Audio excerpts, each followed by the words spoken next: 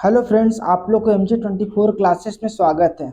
जैसा कि थंबनेल में दिख रहा है, मोस्ट इम्पोर्टेंट 1000 जीके जीएस प्रश्न, जिसमें से जीके का यानी सामान्य अध्ययन का 30 प्रश्न है और जीएस यानी सामान्य विज्ञान का 20 प्रश्न है। तो ये टोटल 30 और 20 50 प्रश्नों का प्रैक्टिस सेट चल रहा है और ये आज 10वां प्रैक्टिस सेट है। तो चलिए करते हैं क्वेश्चन स्टार्ट। तो देखिए क्वेश्चन 41 क्या कहा जा रहा है कि निम्नलिखित में से किस गुप्त राजा का एक अन्य नाम देवगुप्त था। तो किस किस गुप्त राजा का एक अन्य नाम देवगुप्त था? तो चंद्रगुप्त द्वितीय। चंद्रगुप्त द्वितीय। तो चंद्रगुप्त द्वितीय का अन्य नाम क्या क्या था? तो देवगुप्त था, देवराज था, देवश्री था। चलिए दूसरे क्वेश्चन को देखते हैं। 42 नंबर क्वेश्चन कहा जा रहा है कि प्राचीन श्रावस्ती का नगर विन्यास किस आकृति का है? तो ये किस आकृति का है? तो अर्ध चंद्राकार का। फिर से सुनिएगा इस क्वेश्चन को, प्राचीन श्रावस्ती का नगर विन्यास किस आकृति का है? तो अर्धचंद्राकार का, यानी ऑप्शन बी सही है। 43 नंबर क्वेश्चन कहा जा रहा है कि नादिर शाह का आक्रमण निम्नलिखित में से किस मुगल बादशाह के समय में हुआ था? तो किस मुगल बादशाह के समय हुआ था? तो मोहम्मद शाह के समय हुआ था। 43 नंबर, नादिर शाह का आक्रमण निम्नलिखित में से किस मुगल बादशाह के समय हुआ था? तो मोहम्मद शाह के समय हुआ था। ऑप्शन सी सही है। 44 नंबर क्वेश्चन कहा जा रहा है कि 1904 में क्रांतिकारियों संगठन अभिनव भारत संगठित किया गया था। तो ये संगठित किया गया था कब? तो महाराष्ट्र में। फिर सुनिएगा 44 नंबर, 1904 में क्रांतिकारी संगठन अभिनव भारत संगठित किया गया था। तो कहाँ किया गया? तो महाराष्ट्र, यानी ऑप्शन डी सही है। अब देखिए महाराष्ट्र, तो महाराष्ट्र की राजधानी क्या हुई? मुंबई। जिला की संख्या कितना है? तो 36 जिला है। और वहाँ का भी मुख्यमंत्री कौन है? तो एकनाथ संभापति शिंदे। ठीक है, यानी एकनाथ शिंदे। और राज्यपाल कौन है? तो रमेश बिस। अच्छा, जो ऑप्शन में दिख रहा है उसके बारे में जान लेते हैं। तो ओडिशा, ओडिशा की राजधानी क्या है? भुवनेश्वर है। वहाँ का मुख्यमंत्री कौन है? नवीन पटनायक। और राज्यपाल कौन है? गणेशी लाल है। अच्छा, अब बंगाल है, तो बंगाल की राजधानी कोलकाता। मुख्यमंत्री कौन है? ममता बनर्जी। और राज्यपाल कौन है? ला गणेशन। ऑप्शन फिर लास्ट में क्या? उत्तर प्रदेश, उत्तर प्रदेश की राजधानी लखनऊ। मुख्यमंत्री कौन है? योगी आदित्यनाथ। और राज्यपाल कौन है? आनंदीबेन पटेल। तो जो भी रिलेटेड फैक्ट होगा वो बताने का कोशिश करेंगे। सिर्फ आप वीडियो में अंत तक बने रहिए और अभी तक चैनल को सब्सक्राइब नहीं किया तो कर लीजिए। तो चलिए नेक्स्ट क्वेश्चन को स्टार्ट करते हैं। 45 नंबर क्वेश्चन कहा जा रहा है निम्नलिखित में से किस अधिवेशन में कांग्रेस ने पहली बार भारतीय रियासतों के प्रति अपनी नीति घोषणा की थी? तो किसने किया था? तो नागपुर अधिवेशन में किया था, यानी ऑप्शन ए सही है। फिर से इस क्वेश्चन को सुनिएगा। 45 नंबर, निम्नलिखित में से किस अधिवेशन में कांग्रेस ने पहली बार भारतीय रियासतों के प्रति अपनी नीति घोषित की थी? तो नागपुर अधिवेशन, यानी ऑप्शन ए सही है। 46 नंबर क्वेश्चन कहा जा रहा है कि निम्नलिखित में से कौन सा सुमेलित नहीं है? कौन सा सुमेलित नहीं है? तो खेल मोतीलाल नेहरू। मोतीलाल नेहरू क्या है? तो नेहरू रिपोर्ट से संबंधित है। एम के गांधी, तो चंपारण आंदोलन से संबंधित है। एम के गांधी किनसे है? तो चंपारण आंदोलन से। MC बोस, तो ये फॉरवर्ड ब्लॉक की स्थापना से। MC Bose forward block. और M.A. जिन्ना, तो M.A. जिन्ना जो है खिलाफत आंदोलन, ये गलत है। M.A. जिन्ना खिलाफत आंदोलन से नहीं है। खिलाफत आंदोलन में कौन कौन थे? तो शौकत अली थे, मोहम्मद अली थे, अब्दुल कलाम आजाद थे, हकीम अफजल खान थे, हसरत मोहानी थे। तो ये सब खिलाफत आंदोलन से संबंधित थे। जिन्ना नहीं थे। ठीक है, फिर से इस क्वेश्चन को सुनिएगा। निम्नलिखित में से कौन सा सुमेलित नहीं है? तो मोतीलाल नेहरू, नेहरू रिपोर्ट से। M.K. गांधी, चंपारण आंदोलन। MC Bose, forward block. और M.A. जिन्ना, खिलाफत आंदोलन। ये आपके पास गलत है। तो क्या हो जाएगा आपके पास? तो यही आंसर क्या हो गया? सही। बाकी ये तीनों आपके पास सही है। खिलाफत आंदोलन से कौन कौन संबंधित है? शौकत अली, मोहम्मद अली, फिर आपके पास अब्दुल कलाम आजाद, हकीम अजमल खान, हसरत मोहानी। चलिए नेक्स्ट क्वेश्चन को देखते हैं। 47 नंबर क्वेश्चन क्या बोला जा रहा है? 47 बोला जा रहा है कि सूची 1 को सूची 2 के साथ सुमेलित कीजिए तथा सूचियों के नीचे दिए कूट का प्रयोग करते हुए सही उत्तर का चयन कीजिए। ये सूची 1 है, सूची 2 है। तो दाची ग्राम कहाँ है? तो जम्मू कश्मीर में। पापीकोंडा, पापीकोंडा कहाँ है? तो आंध्र प्रदेश में। सरिस्का पक्षी अभ्यारण्य तो राजस्थान में। बांदीपुर राष्ट्रीय उद्यान तो कर्नाटक में। यानी फिर से इसको मिला लेते हैं। सूची 1 को सूची 2 से सुमेलित करना है। दाची ग्राम कहाँ है? तो जम्मू कश्मीर में, यानी पहला का 2। तो पहला का 2 ऑप्शन सिर्फ आपके पास बी में दिख रहा है। पापीकोंडा कहाँ? तो आंध्र प्रदेश, यानी बी का 1, तो बी का 1 भी है। सरिस्का राजस्थान में, यानी सी का 3। और बांदीपुर कर्नाटक में, यानी 4 का डी। तो ऑप्शन बी सही है। 48 नंबर, उत्तर प्रदेशी हिमालय का सर्वोच्च शिखर क्या है? तो नंदा देवी, नंदा देवी। चलिए नेक्स्ट क्वेश्चन को देखते हैं 49 नंबर। वह राज्य जिनसे होकर के कावेरी नदी प्रभावित होती है, तो कावेरी नदी किनसे होकर के प्रभावित होती है? तो केरल, आंध्र प्रदेश तथा तमिलनाडु। वह राज्य जिनसे होकर कावेरी नदी प्रभावित होती है, तो किससे प्रभावित होती है? तो केरल, आंध्र प्रदेश और तमिलनाडु, यानी ऑप्शन सी सही है। 50 नंबर क्वेश्चन। लाल मिट्टी के बारे में निम्नलिखित में से कौन सा एक कथन सत्य है? तो लाल मिट्टी के बारे में कौन सा कथन सत्य है? तो पढ़ते हैं इसको पहले। यह हुमास में समृद्ध है, या पोटास में समृद्ध है, या लोह यौगिक के समृद्ध है, या ज्वालामुखी उद्गम से प्राप्त की गई है? तो यह लोह यौगिक से समृद्ध है, यानी ऑप्शन सी क्या होगा? सही है। फिर से इस क्वेश्चन को सुनते हैं। 50 नंबर। लाल मिट्टी के बारे में निम्नलिखित में से कौन सा एक कथन सत्य है? तो यह लाल यौगिक के समृद्ध है, यानी ऑप्शन सी सही है। 51 नंबर क्वेश्चन क्या बोला जा रहा है कि एक भू अस्थिर उपग्रह का परिभ्रमण काल होता है। एक भू अस्थिर उपग्रह का परिभ्रमण काल क्या होता है? तो ये 24 घंटे होते हैं। फिर से इस क्वेश्चन को सुनना है। एक भू अस्थिर उपग्रह का परिभ्रमण काल क्या होता है? तो 24 घंटे होते हैं। 52 नंबर क्वेश्चन कहा जा रहा है कि भारत में मत देने का अधिकार निम्नलिखित में से कौन सा है? भारत में मत देने का अधिकार वैधानिक अधिकार है, यानी ऑप्शन डी सही है। फिर से सुन लीजिएगा। 52। भारत में मत देने का अधिकार निम्नलिखित में से कौन सा है? तो कौन सा है? तो वैधानिक अधिकार, यानी ऑप्शन डी सही है। चलिए 53 नंबर क्वेश्चन कहा जा रहा है कि निम्नलिखित में से कौन सा संविधान प्रारूप समिति के सदस्य थे? तो प्रारूप समिति के सदस्य कौन कौन थे? नीचे दिए कोड का प्रयोग करते हुए सही उत्तर का चयन कीजिए। और एन गोपाल स्वामी है, जवाहरलाल नेहरू है, अलादी कृष्ण स्वामी और सरदार पटेल। तो प्रारूप समिति के सदस्य कौन कौन है? तो प्रारूप समिति के सबसे पहले समझिए 6 सदस्य थे। प्रारूप समिति का अध्यक्ष कौन थे? तो डॉक्टर भीमराव अंबेडकर। अच्छा, और जो अन्य सदस्य हैं तो एन गोपाल स्वामी अयंगर है। और अन्य सदस्य में कौन कौन था? एन गोपाल स्वामी अयंगर थे, फिर अलादी कृष्ण स्वामी थे, और कौन थे? तो एम के मुंशी थे, के एम मुंशी थे, मोहम्मद सदुल्ला थे, बी एल मित्तर थे और डी पी खेलाम थे। तो फिलहाल इस ऑप्शन में सिर्फ पहला और तीसरा है, यानी आंसर कौन सा हो जाएगा? ऑप्शन सी सही है। फिर इस क्वेश्चन को सुनिएगा। 53 नंबर। निम्नलिखित में से कौन संविधान प्रारूप समिति के सदस्य थे? तो प्रारूप समिति के सदस्य कितना थे? तो 6 सदस्य थे। इनका अध्यक्ष कौन थे? तो डॉक्टर भीमराव अंबेडकर। और अन्य जो सदस्य बच गए वो N Gopalaswami Ayyangar, Alladi Krishnaswami Ayyar, फिर K M Munshi, Mohammad Saadulla, B L Mitter और डी पी। तो ये ऑप्शन के आंसर क्या हो गया? 1 और 3, यानी ऑप्शन सी सही है। चलिए 54 नंबर क्वेश्चन सुनिएगा। क्या बोला जा रहा है कि भारतीय संविधान की लोक लेखा समिति के अध्यक्ष को कौन मनोनीत करता है? तो कौन मनोनीत करता है? ये लोकसभा का अध्यक्ष। भारतीय संविधान की लोक लेखा समिति के अध्यक्ष को कौन मनोनीत करता है? तो लोकसभा का अध्यक्ष। नेक्स्ट क्वेश्चन है 55 नंबर।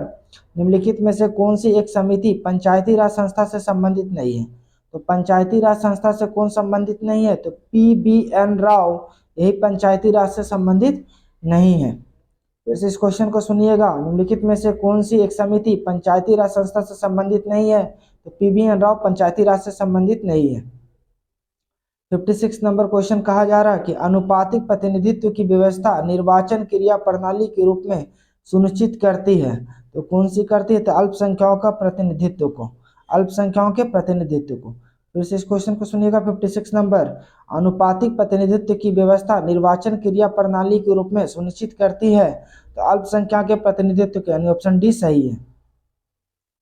नेक्स्ट क्वेश्चन है 57 नंबर। निम्नलिखित में से कौन सा कर भारत सरकार द्वारा नहीं लगाया जाता है? तो भारत सरकार द्वारा कौन सा कर नहीं लगाया जाता है? तो मार्ग कर, यानी टोल टैक्स भारत सरकार द्वारा नहीं लगाया जाता। बाकी सेवा कर, शिक्षा कर, सीमा कर सभी भारत सरकार द्वारा लगाया जा सकता है, और मार्ग कर यानी टोल टैक्स भारत सरकार द्वारा नहीं लगाया जा सकता है। नेक्स्ट क्वेश्चन है 58 नंबर। निम्नलिखित में से कौन सा एक त्वरित अवस्थापन विकास कोष के अंतर्गत सम्मिलित नहीं है? तो कौन सा सम्मिलित नहीं है? तो हम पहले पढ़ देते हैं ऑप्शन को। ग्रामीण जलपूर्ति, ग्रामीण सड़कें, ग्रामीण विद्युतीकरण और ग्रामीण उद्योग। ये ऑप्शन डी जो है यही आपके पास अंतर्गत सम्मिलित नहीं है अवस्थापन विकास कोष से। फिर इस क्वेश्चन को सुनते हैं। 58 नंबर। निम्नलिखित में से कौन एक त्वरित अवस्थापन विकास कोष के अंतर्गत सम्मिलित नहीं है? तो ग्रामीण उद्योग, यानी ऑप्शन डी सही है। चलिए नेक्स्ट क्वेश्चन को देखते हैं 59 नंबर। नौकनी संलक्षण उत्पन्न होता है? तो नौकनी संलक्षण किसमें उत्पन्न होता है? तो फ्लोराइड के प्रदूषण से। फिर से सुनिएगा, नौकनी संलक्षण उत्पन्न होता है तो फ्लोराइड के प्रदूषण से। ऑप्शन डी सही हो जाएगा। 60 नंबर कहा जा रहा है कि संगणक साक्षरता दिवस कब मनाया जाता है? संगणक मतलब कंप्यूटर दिवस कब मनाते हैं? तो हम लोग कंप्यूटर दिवस कब मनाते हैं? 2 दिसंबर को, क्योंकि उसी को संगणक कहते हैं। तो क्या हो जाएगा? 2 दिसंबर को मनाते हैं। अच्छा, अब इसमें ऑप्शन दिख रहा है 16 अगस्त। 16 अगस्त को खेला होबे दिवस मनाया जाता है, जो कि पश्चिम बंगाल में। 16 अगस्त को क्या मनाया जाता है? खेला होबे दिवस, जो कि पश्चिम बंगाल में। 5 जून को विश्व पर्यावरण दिवस मनाते हैं। 5 जून को क्या मनाते हैं? विश्व पर्यावरण दिवस। और 24 अक्टूबर को संयुक्त राष्ट्र दिवस मनाते हैं। 24 अक्टूबर को क्या मनाते हैं? संयुक्त राष्ट्र दिवस मनाते हैं। चलिए क्वेश्चन नंबर 61 को पढ़ते हैं। दृष्टि विकलांग हेतु राष्ट्रीय संस्थान निम्नलिखित में से कहाँ अवस्थित है? तो कहाँ अवस्थित है ये? देहरादून में। फिर से सुनिएगा इस क्वेश्चन को। 61 नंबर, दृष्टि विकलांग हेतु राष्ट्रीय संस्थान निम्नलिखित में से कहाँ अवस्थित है? तो देहरादून से अवस्थित है। ऑप्शन बी सही है। चलिए 62 नंबर क्वेश्चन देखिएगा। 62 कहा जा रहा है सूची 1 को सूची 2 के साथ सुमेलित कीजिए। और सूची 1 व्यक्ति है, उसका उपनाम है तो भगत सिंह को। ठीक है, तो भगत सिंह को किस नाम से जानते हैं? तो शहीद आजम। भगत सिंह को शहीद आजम। एनी बेसेंट को भारत कोकिला के नाम से। एनी बेसेंट को भारत कोकिला। जगजीवन राम को बाबूजी। जगजीवन राम को क्या कहते थे? बाबूजी। डॉक्टर राजेंद्र प्रसाद को अजात शत्रु। डॉक्टर राजेंद्र प्रसाद को किस नाम से बोलते थे? अजात शत्रु। फिर से इस क्वेश्चन को सुनिएगा। सूची 1 को सूची 2 के साथ सुमेलित कीजिए। सूची 1 में व्यक्ति है, सूची 2 में उपनाम है। भगत सिंह, तो भगत सिंह को किस उपनाम से जानते हैं? तो शहीद आजम। एनी बेसेंट को भारत को किला। जगजीवन राम को बाबूजी। और डॉक्टर राजेंद्र प्रसाद को आजाद शत्रु। अब ऑप्शन में आते हैं, ऑप्शन कौन सा होगा? तो ए का 1, बी का 2, सी का 3, डी का 4, यानी ऑप्शन ए सही है। 63 नंबर क्वेश्चन को देखते हैं। मुरुगप्पा गोल्ड कप का संबंध किस खेल से है? मुरुगप्पा गोल्ड कप का संबंध किस खेल से है? तो ये हॉकी से है। मुरुगप्पा गोल्ड कप का संबंध किस खेल से? तो हॉकी से है। तो चलिए, हॉकी में कितना खिलाड़ी होता है? तो 11 प्लेयर होता है। फुटबॉल में कितना होता है? 11 प्लेयर होता है। और अगर यही बोला जाए रग्बी फुटबॉल में कितना प्लेयर होता है? तो 15 होता है। पोलो में कितना होता है? 4 होता है। और वाटर पोलो में बोला जाए तो 7 खिलाड़ी होते हैं। चलिए नेक्स्ट क्वेश्चन को देखते हैं। 64 number, democratic Republic of Congo ने अपने देश को किस बीमारी के प्रकोप से मुक्त होने की घोषणा की है? तो किससे मुक्त होने की घोषणा की है? तो इबोला वायरस। फिर से इस क्वेश्चन को सुनिएगा। 64 number, democratic Republic of Congo ने अपने देश को किस बीमारी के प्रकोप से मुक्त होने की घोषणा की है? तो इबोला से। 65 नंबर क्वेश्चन कहा जा रहा कि महात्मा गांधी की 152वीं जयंती पर 2 अक्टूबर 2021 को खादी से बना दुनिया का सबसे बड़ा राष्ट्रीय ध्वज कहाँ फहराया गया है? कहाँ फहराया गया है? ये तो लद्दाख में। फिर से इस क्वेश्चन को सुनिए। 65 नंबर, महात्मा गांधी की 152वीं जयंती पर 2 अक्टूबर 2021 को खादी से बना दुनिया का सबसे बड़ा राष्ट्रीय ध्वज कहाँ फहराया गया है? तो लद्दाख में। 66 नंबर क्वेश्चन क्या बोला जा रहा है कि एशिया का नोबेल कहे जाने वाले रमन मैग्सेसे पुरस्कार 2021 के विजेता कौन है? तो रमन मैग्सेसे पुरस्कार के 2021 के विजेता कौन है? तो डॉक्टर फिरदौसी कादरी और मोहम्मद अमजद साकिब, यानी ऑप्शन डी पहला और दूसरा दोनों सही है। फिर से इस क्वेश्चन को सुनिएगा। 66 नंबर, एशिया का नोबेल कहे जाने वाले रमन मैग्सेसे पुरस्कार 2021 का विजेता कौन है? तो डॉक्टर फिरदौसी कादरी, मोहम्मद अमजद साकिब, यानी ए और बी दोनों सही, यानी ऑप्शन डी सही है। 67 नंबर क्वेश्चन कहा जा रहा है कि 21वां संघाई सहयोग शिखर सम्मेलन 2021 किस देश में आयोजित किया गया है? तो किस देश में आयोजित किया गया है? तो तजिकिस्तान में किया गया है। फिर से इस क्वेश्चन को सुनिएगा। 67 नंबर, 21वां संघाई सहयोग शिखर सम्मेलन 2021 किस देश में आयोजित किया जा गया है? तो ये तजिकिस्तान में किया गया है। 68 नंबर, महात्मा गांधी अंतर्राष्ट्रीय 2021 पुरस्कार के विजेता कौन है? तो इनमें से कौन सा है? तो ये देखिए आपके पास मेधा पाटेकर जो कि भारत के हैं, राजेंद्र सिंह भारत के, मार्तन निवाक नॉर्वे का, समुधा सत्यार्थी भारत का, यानी आपके पास चारों सही है। तो ऑप्शन डी सही हो जाएगा।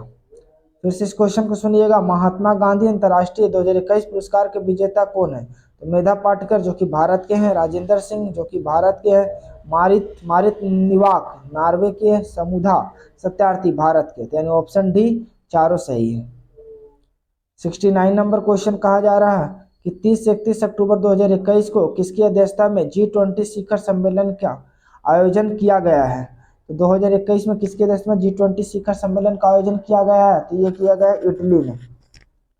और 70 नंबर क्वेश्चन कहा जा रहा है कि कोविड-19 से संक्रमित होने वाले पहले प्रधानमंत्री कौन है। तो कोविड से संक्रमित होने वाले पहले प्रधानमंत्री बोरिस जॉनसन थे। कोविड-19 से संक्रमित होने वाले पहले प्रधानमंत्री कौन थे, तो बोरिस जॉनसन थे। ये सामान्य अध्ययन का 30 प्रश्न समाप्त हो गया। अब सामान्य विज्ञान का 20 प्रश्न है, तो चलिए इसको पढ़ते हैं। और ये प्रश्न देखिए कोई ना कोई एग्जाम में पूछा ही जाएगा, तो इसलिए आप वीडियो को आप देखिए। भले आप लोग जानते हैं कि हम बहुत तेज हैं या अपने आप को तेज समझते हैं, तो आप 2 का स्पीड से भी रिवीजन कर सकते हैं, 1.5 का भी स्पीड से आप रिवीजन कर सकते हैं इस चीज को। तो चलिए क्वेश्चन को देखते हैं। 71 नंबर क्वेश्चन क्या बोला जा रहा, किसी वस्तु द्वारा कार्य करने की क्षमता या किसी वस्तु में निहित ऊर्जा पर निर्भर करती है। तो किस पर निर्भर करती है, तो कार्य करने वाली वस्तु की स्थिति और अवस्था पे, यानी ऑप्शन सी सही है। फिर से सुनिएगा, किसी वस्तु द्वारा कार्य करने की क्षमता या किसी वस्तु में निहित ऊर्जा पर निर्भर करती है, तो कार्य करने वाली वस्तु की स्थिति और अवस्था को। 72 नंबर क्वेश्चन कहा जा रहा है कि यदि एक बंदूक से गोली चलाई जाती है और बंदूक पीछे की ओर आती है, तो बंदूक की गतिज ऊर्जा क्या होगी, तो गोली से कम होगी, यानी ऑप्शन डी सही है। 72 नंबर क्वेश्चन कहा जा रहा है कि यदि एक बंदूक से गोली चलाई जाती है और बंदूक पीछे की ओर आती है, तो बंदूक की गतिज ऊर्जा क्या होगी, तो गोली से कम होगी, यानी ऑप्शन डी सही है। 73 नंबर क्वेश्चन कहा जाता है कि गति का दूसरा समीकरण डैश और समय के बीच संबंध देता है। तो ऑप्शन है संवेग, त्वरण, वेग और स्थिति। तो यहाँ पर ऑप्शन डी सही हो जाएगा, स्थिति। यानी गति का दूसरा समीकरण स्थिति और समय के बीच को संबंध को देता है। फिर से इस क्वेश्चन को सुनिएगा। 73 गति का दूसरा समीकरण स्थिति और समय के बीच के संबंध को देता है। 74 नंबर क्वेश्चन कहा जा रहा है कि निम्नलिखित में से कौन सा विद्युत का सुचालक नहीं है। ये कौन सा विद्युत का सुचालक नहीं है, तो ये चीनी मिट्टी का बर्तन, यही विद्युत का सुचालक नहीं है। बाकी एल्युमिनियम विद्युत का सुचालक है, निकिल भी विद्युत का सुचालक है, टंगस्टन विद्युत का सुचालक है।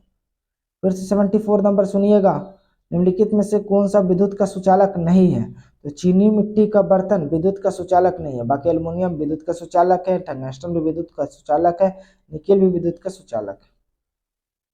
75 नंबर क्वेश्चन कहा जा रहा कि हवा में ध्वनि की गति से अधिक गति डैश के रूप में जानी जाती है। तो किस रूप में जानी जाती है, तो सुपरसोनिक के रूप में जानी जाती है। हवा में, फिर से सुनिएगा, हवा में ध्वनि की गति से अधिक गति डैश के रूप में जानी जाती है, तो सुपरसोनिक। ऑप्शन ए सही है। 76 नंबर अत्यधिक अम्लीय मिश्रण का पीएच मान होता है। तो सबसे अधिक अम्लीय क्या होगा, तो 0 अम्लीय का पीएच स्केल क्या होता है, तो 0 से 14 तक होता है आपके पास। तो 0 से 7 से पहले, ठीक है, 7 से पहले अम्लीय होता है, 7 से बाद क्या होता है, क्षारीय होता है, 7 क्या होता है, उदासीन होता है, 7।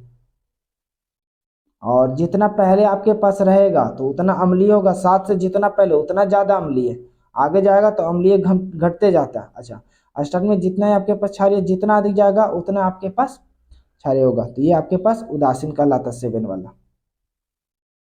77 नंबर क्वेश्चन क्या कहा कि न्यूलैंड्स, मेंडलीफ और मेयर नामक वैज्ञानिकों ने डैश का विकास किया था। तो किसका विकास किया था, तो आवर्त सारणी विषय वस्तु का, यानी ऑप्शन बी सही है। फिर से इस क्वेश्चन को सुनिएगा, न्यूलैंड्स, मेंडलीफ और मेयर नामक वैज्ञानिकों ने डैश का विकास किया था, तो आवर्त सारणी विषय वस्तु का विकास किया था। 78 नंबर क्वेश्चन कहा जा रहा है कि फास्फोरस को पानी में रखा जाता है ताकि, फास्फोरस को पानी में रखा जाता है ताकि क्योंकि आग पकड़ने से बचे, क्योंकि वो अगर आप रखेगा हवा में तो वो तुरंत आग पकड़ लेगा, तो इसलिए इसको पानी में रखा जाता है फास्फोरस को। 79 नंबर क्वेश्चन है, धातु ऑक्साइड बनाने के लिए डैश की भाग के साथ अभिक्रिया करती है। तो किसके साथ अभिक्रिया करती है, तो आयरन के साथ। फिर से इस क्वेश्चन को सुनिएगा। 79 नंबर, धातु ऑक्साइड बनाने के लिए डैश की भाग के साथ अभिक्रिया करती है, तो ये आयरन के साथ अभिक्रिया करते हैं, ऑप्शन डी सही है। 80 नंबर क्वेश्चन कहा जा रहा है कि निम्नलिखित में से कौन सा यौगिक डबल बॉन्ड है। डबल बॉन्ड, तो डबल बॉन्ड के लिए आपके पास क्या हो जाएगा यहाँ पर, तो प्रोपिन होगा। पहले समझिए, देखिए सिंगल बॉन्ड किसके लिए बनता है, तो एएनई ग्रुप के लिए, जिसको एएनई मतलब अल्केन ग्रुप कहते हैं। फिर आपके पास अल्किन ईएनई के लिए डबल बॉन्ड बनता है, इसके लिए सिंगल बॉन्ड बनेगा। और वाईएनई के लिए ट्रिपल बॉन्ड बनेगा।